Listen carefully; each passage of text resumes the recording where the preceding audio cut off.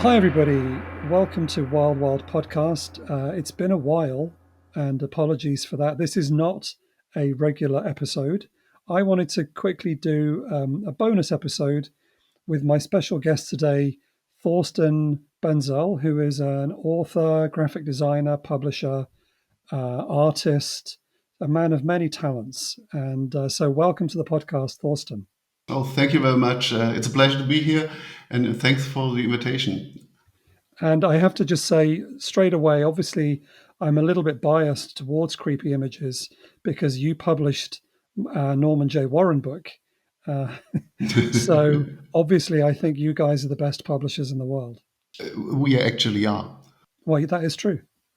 And I'm still so proud of how good that book looks. You did such an amazing job. If any of you listening is still on the fence about the Norman J. Warren book, please go out and grab a copy. But that's not what we're here to talk about today. I invited Thorsten to come on the podcast because he's just published his second volume, not very long after the first volume, actually, I have to say, but the second volume of a collection called Giallo Movie Posters.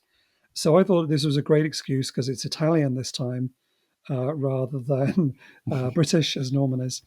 So a great excuse to get Thorsten to come on and talk about Giallo films and film posters and all of that good stuff. So maybe we should start with why Giallo and Italian cinema. What is it about these films that you love? Well, first of all, I think I got to warn you. I'm from Germany, and as you might have noticed, my English is not the best. I might butcher some things here or there, and I think Adrian, will help me to get through this. Um, why Giallo? I don't really know. I've always been fan of mystery movies and horror movies. Especially, I got into horror when as a teenager, as a lot of friends of mine and friends at my age. And first of all, I was very interested in the more gory side of horror, Italian splatter movies, and movies like the ones by George Romero. And by diving into that, I learned about some of the movies by Dario Argento, but I did not realize I was watching Giallo movies at that time. For me, they were just horror movies with a crime story. And I really Mm. got into Gialli in my mid 20s when quite a lot of these movies were released on DVD and in great versions and uncut versions for the first time, as far as I know. I know I should probably mention, actually, I mentioned that Creepy Images is your brand. And so perhaps your love of horror films led you to begin publishing a lot of imagery from these films in posters, lobby cards. Do you want to just tell us a little bit about the actual Creepy Images magazine? Well, that has a lot to do with my personal experiences as a collector. Like I said, I got into collecting. I got into horror movies as a teenager, and I also got into collecting VHS tapes quite early on. And after 2 or 3 years, I asked myself, these movies had been shown in cinemas 10, 20 years earlier. And I asked myself where, if there were still posters of those movies around, and started to search for them. And my main focus when it comes to collecting, as some might know, is Paul Naschy. Mm. I'm a dedicated fan of the movies by Paul Naschy, and I've been collecting Paul Naschy movie posters, lobby cards, and stuff since I've been 18, which is more than 30 years now. And when I started to collect these things it must have been the early 90s, I realized that nobody gave a damn about it. It was so hard to get any information, even when it comes to quite simple things. Let's say you've got a German lobby card set for the movie Frankenstein's Bloody Terror. And it took me years to find out how many cards actually were in that set, how many different German versions of this set existed, and let alone get all the spoiler 18 cards that are in there. And it was because at that time, professional movie poster dealers did not care about this sort of smut because it wasn't expensive back then. It was super Mm. rare, but you couldn't earn any money with items from the movies of Paul Naschy, and I guess the same would have been true for Giallo posters as well. And so I learned the hard way myself that it's really hard to get this information. And at one point, I thought it would be a pity if all this knowledge was lost at some time.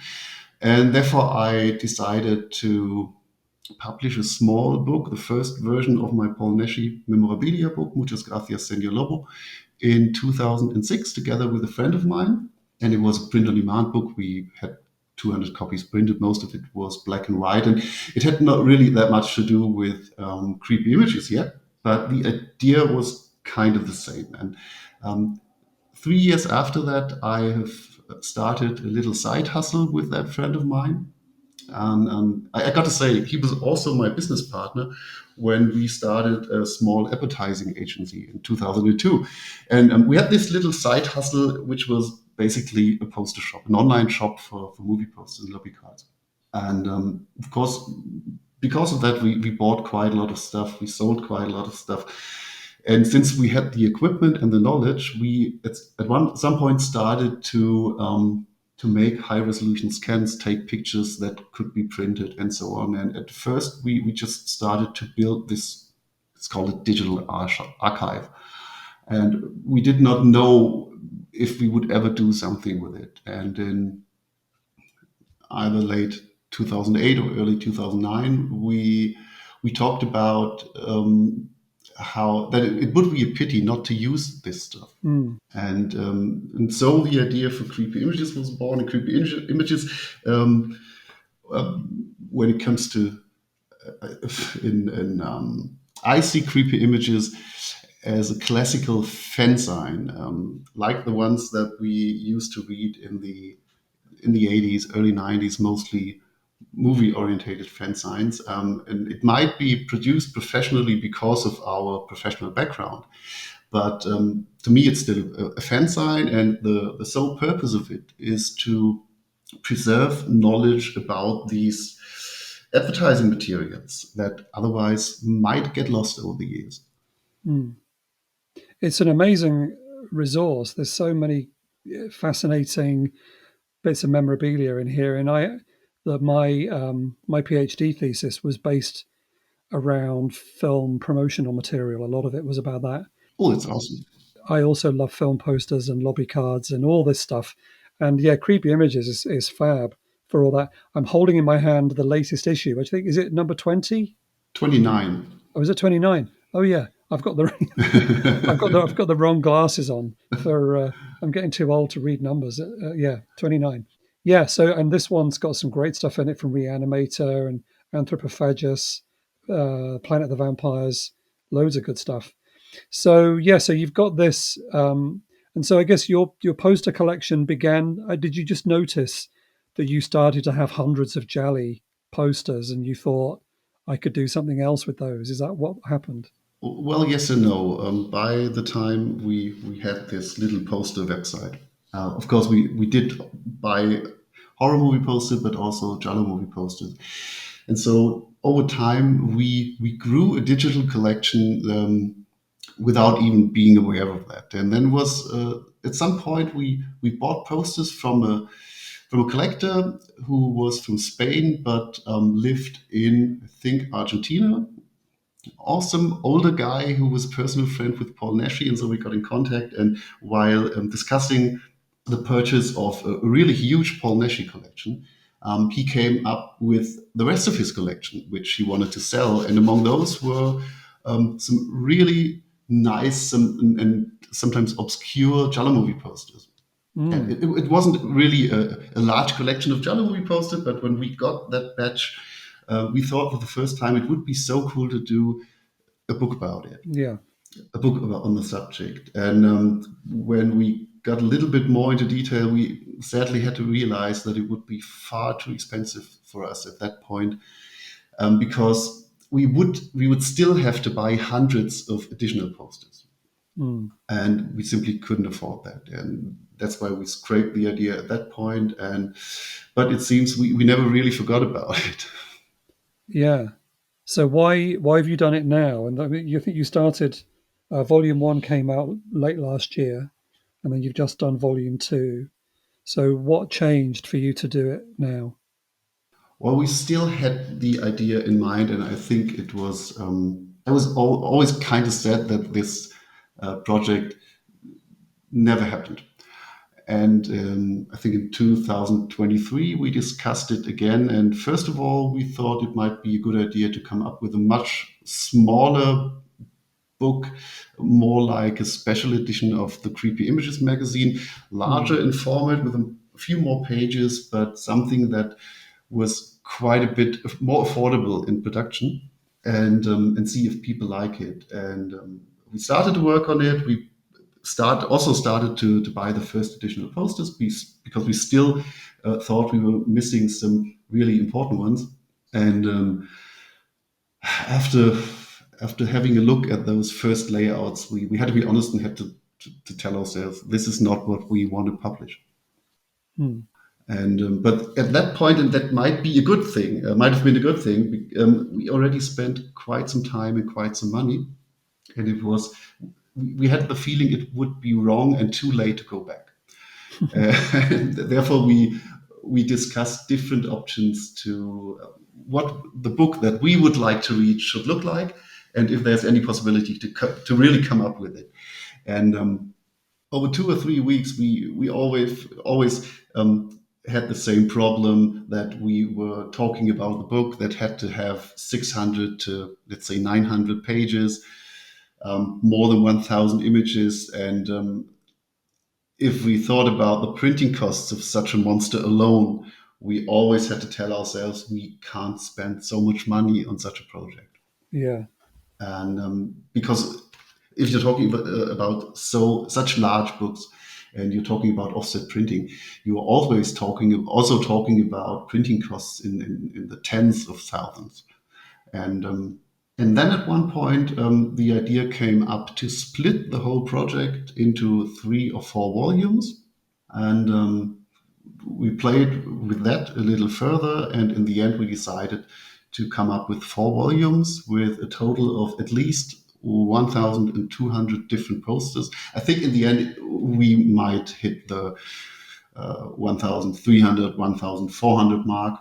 Wow. And we also always promoted is as a 4 volume piece with at least 800 pages. And I wouldn't be surprised if we come up with 900 to 1,000 pages in the end. But we'll have to see, and we still have to buy some posters. Yeah, and what's interesting is so the first volume covers 1961 to 69.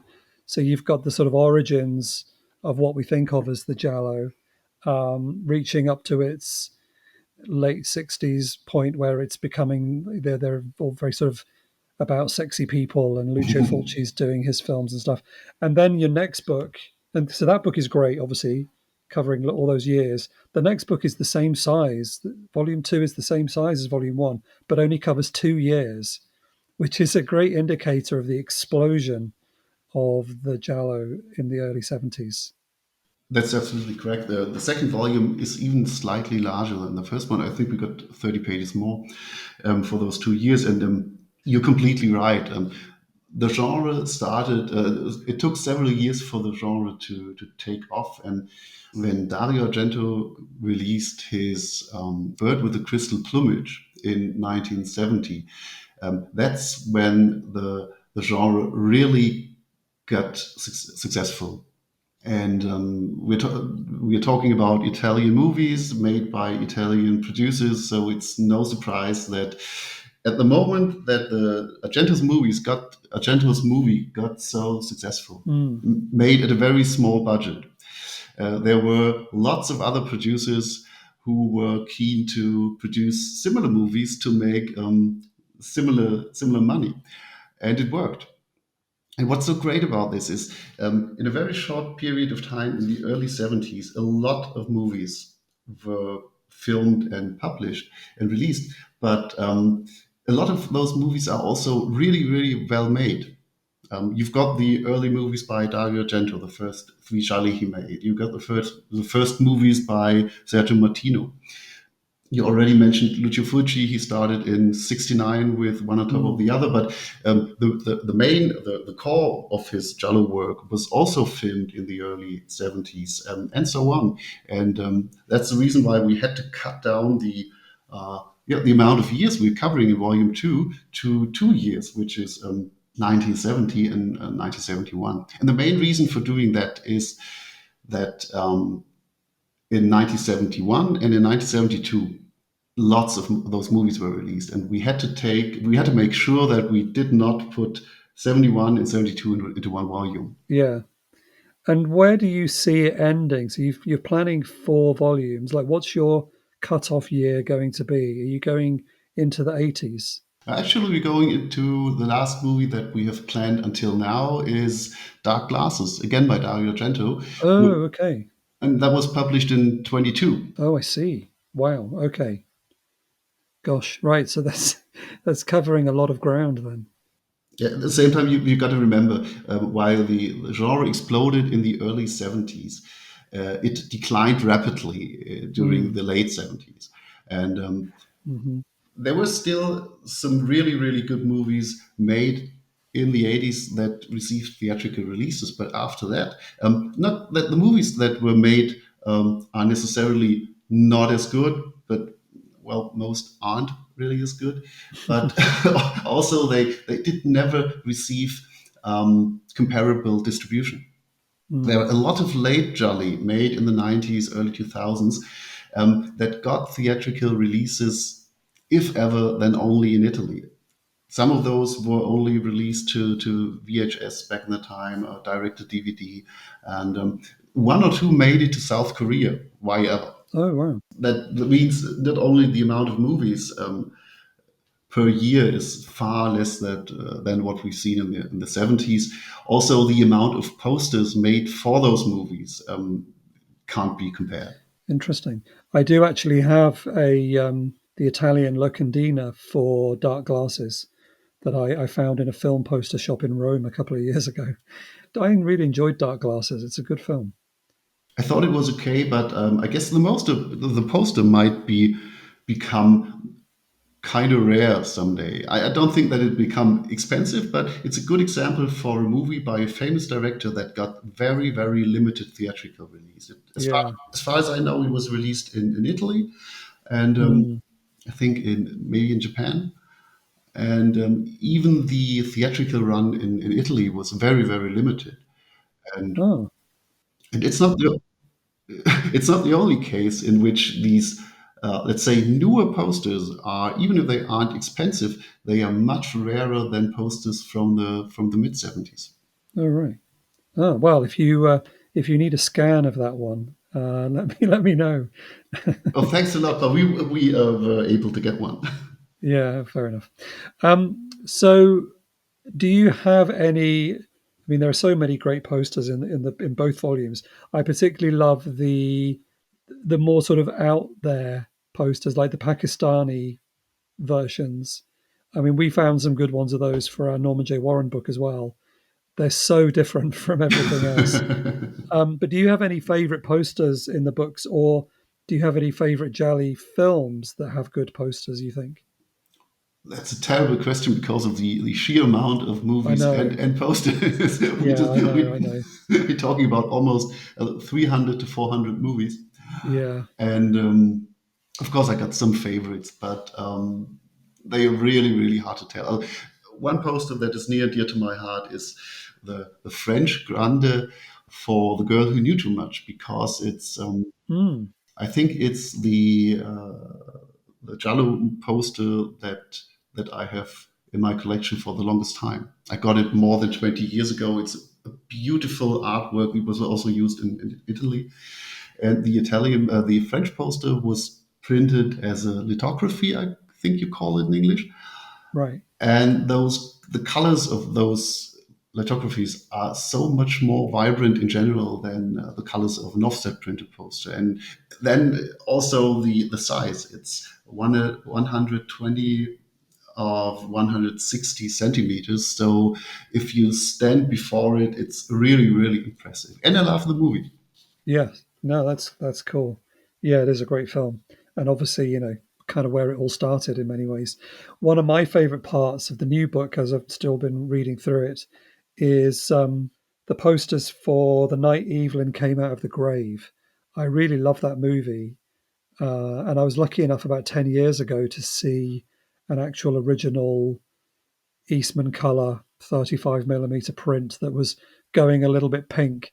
But yeah, it's such a great film. And the posters, the range of imagery, depending on which country it was, is so different. Like the American one sheet with that sort of weird, it's a woman with a skull and red hair holding a disembodied head in her hand. And like the character, the face of the guy she's holding is not the guy from the film. Not at all. And that image never happens in the movie, but it's such a such a striking poster. But then you've got the UK one, which is was a double bill, and it's like a yellow painting, quite cheap looking. But then there's also the really amazing German one that makes it look like a zombie movie, and there's just so many different versions, and they're all really cool. I think that's really part of the fun of collecting international movie posters. You're absolutely right. There are so many cases if you got 10 posters for the same movie and maybe you don't know very much about the movie, or you aren't you don't know about the titles, and at first glance you don't have the idea that these are posters for the same movie. Yeah. It can even happen when talking about different posters for the same movie from the same country, Mm. because in the 60s and 70s, movies quite often got renamed, and the distributors used new advertising campaigns.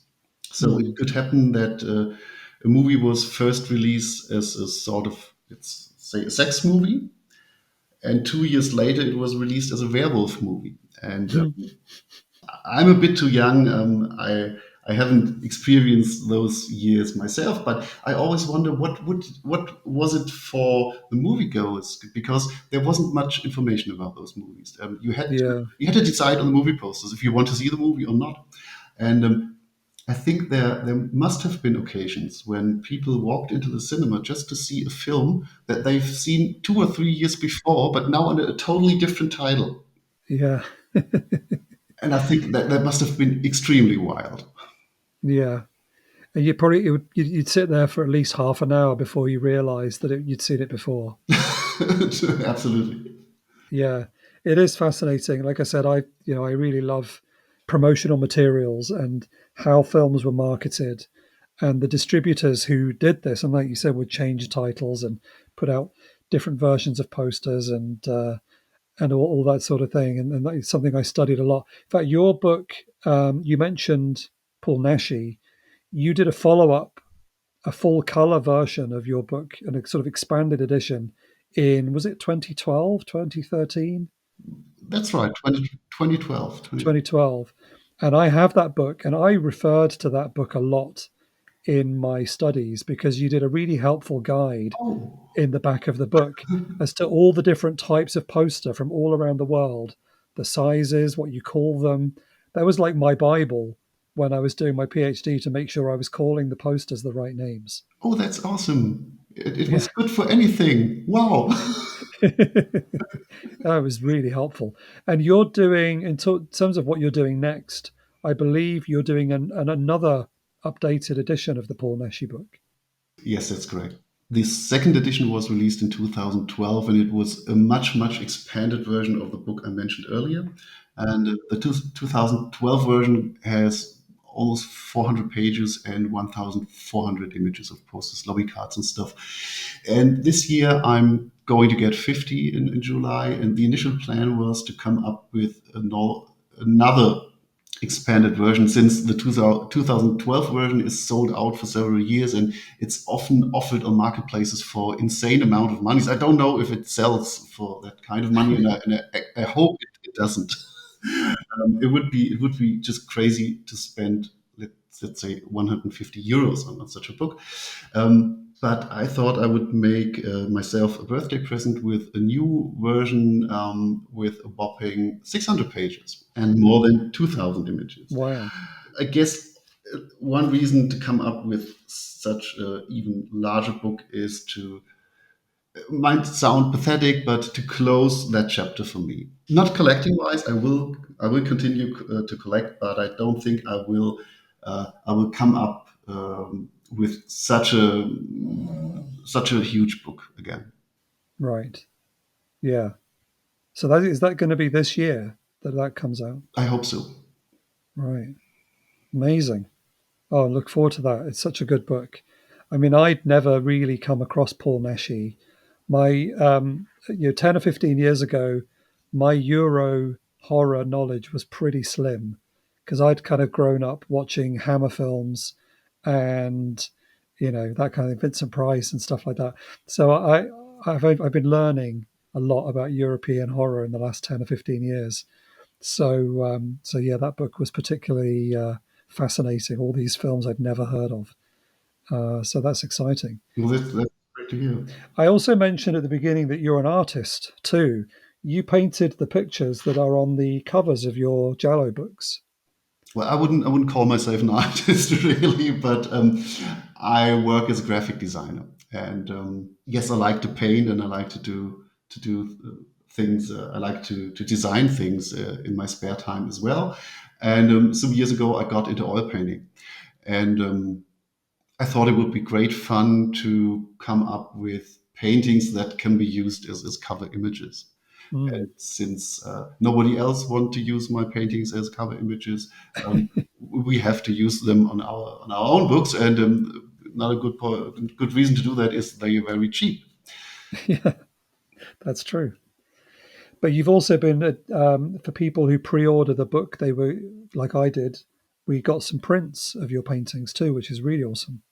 Glad to hear you like it. I think it's a good idea to give something back to say thank you to the people who pre-order such items. And pre-orders are really important for us. We are not really a publishing company, and the printing costs alone are always a pain. And we are super happy that over the years we have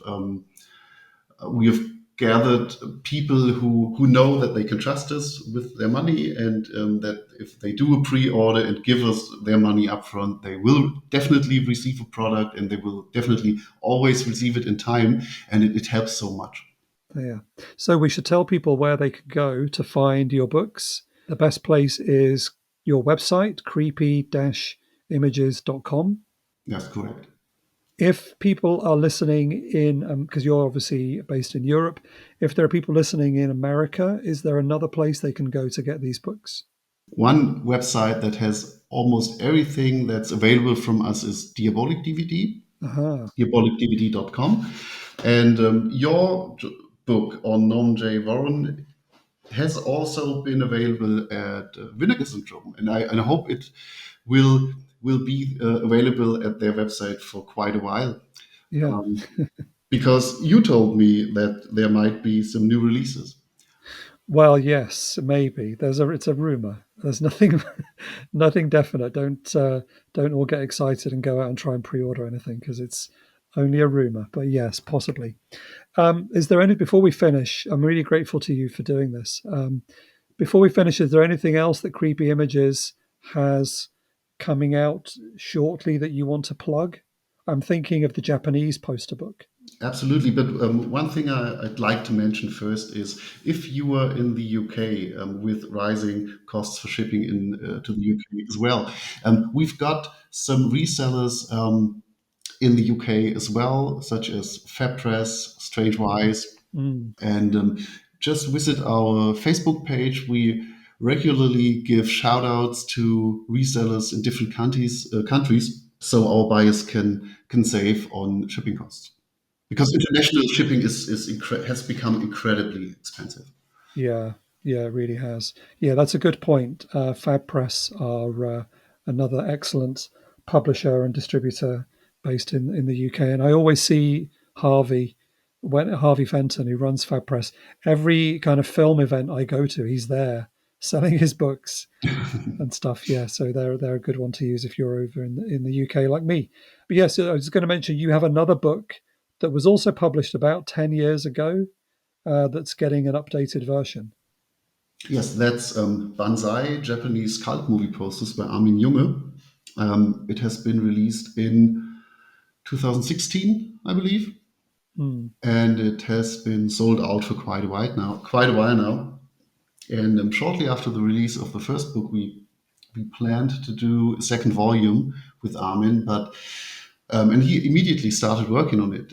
We even sent him to Japan, not kidding, with photo equipment. And he traveled through Japan and met with one of the country's most renowned poster collectors Wow. to take images of certain posters. And to give you a little bit of background, Armin has lived and worked in Asia for several years, and so he was able to collect a lot of these Japanese items while he was in Japan. And when he came back to Germany, I think he has one of the largest collections of horror, exploitation, sex, and smut movie posters, Japanese posters outside of Yeah. Japan. And he also has tremendous connections within Japan to Japanese collectors. And the first volume focused mostly on his own collection, and the second volume will focus also on items from his collection, but also on these items that he took photos of when he traveled through Japan because of this book. The book got delayed several times, and now we are almost ready to go. And a limited hardcover edition will be hopefully will be available for pre-order in May or June this year. And we will also do a limited hardcover edition of the first one, which is otherwise sold out, to fit with this second hardcover. So if there are any fans and readers who'd like to have both books as a hardcover, they will have the chance to do a pre-order, but there will be a regular paperback edition of Volume 2, and that will be released in, I hope, in fall this year. And of course, it will be much, much cheaper. So if somebody is interested in the content but wants to go on a budget, I'd always suggest wait for the paperback. Yeah, oh, it's so cool. Yeah, I love that first book. I mean, I just, yeah, as I keep saying, I love film posters. So I've got a huge collection of books full of posters, as well as a quite a small collection, I'm sure, compared to yours of actual posters. So, yeah, it's an exciting and a busy year at Creepy Images. Absolutely, it's been the most busy year we've ever had. And besides that, we are going to release another issue of Creepy Images. And last year we started to do anthologies because the first 9 issues of Creepy Images have been sold out, or the first 8 have been sold out, some of these for several years. And we are also doing these anthologies, combining 3 sold out issues at the original price with the original layout and contents, but with added German text. Mm. And hopefully, another one of these anthologies will be released this year as well. So it's almost become a little bit too much work, to be honest, because it is still a hobby of ours. Right, that's true. I don't know how you have the time to do anything else. You're keeping so busy. That's a good question. But of course, it's super important to see that we are doing this as a team and we are able to split the work. And it would be impossible for a single person to come up with all this stuff in that quality. And I mean, I don't want to judge about the quality of the books. That's up to the readers. But I mean the reproduction quality of the images, Mm. because so much time and effort goes into scanning, photographing, and retouching the images that are seen in our publications. It would be impossible for a single person. At Yeah. least if it would be impossible to do this for a single person in her spare time. No, well, hey, you're doing amazing work, and these books are great. It's good. It's I'm glad that you came on to do this. It's nice to be able to talk a little bit about Jolly films because we don't really do horror that much on the podcast, mainly because there are lots of other good podcasts about Italian horror. So we tend to steer away from it and talk about other things. But obviously, I do love Italian horror and I love Giallo movies, Jolly movies. So it's a good excuse to be able to talk about that. I'm very grateful for you coming onto the podcast. I think your English is great. Oh, thanks a lot. Certainly better than my terrible German. So I won't even try. Oh, we'd have to see that. Yeah, it's embarrassing. But anyway, yeah, thank you so much for coming on. Thank you, everybody, for listening. We will be back fairly soon with a regular episode again. Rod and I have been working on several audio commentaries in the last couple of months. All these gigs came along at once, and obviously we couldn't say no to any of them. But it has meant the podcast has suffered a little bit. But we will be back soon. So thank you, everybody, for sticking with us. Thank you again, Thorsten, for coming on to the podcast. And we'll be back soon. Bye for now.